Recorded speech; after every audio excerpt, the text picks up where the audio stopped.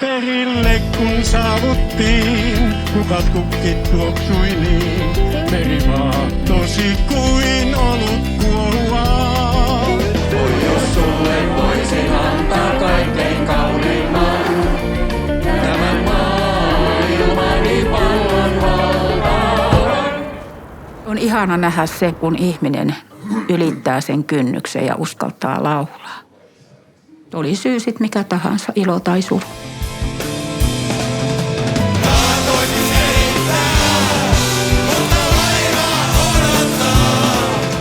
Sä olet mulle unelmaa, mutta maailman. Ei minusta ole kyllä karaoke-laulajaksi sen puoli. No ei vaan. Sähän joskus laulat sanoit, että kaikki taputti sulle.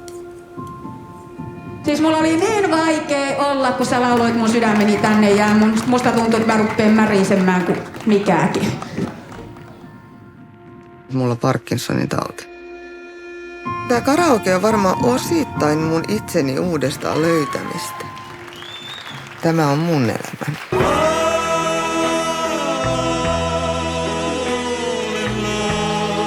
Tulee kato ensimmäinen nainen.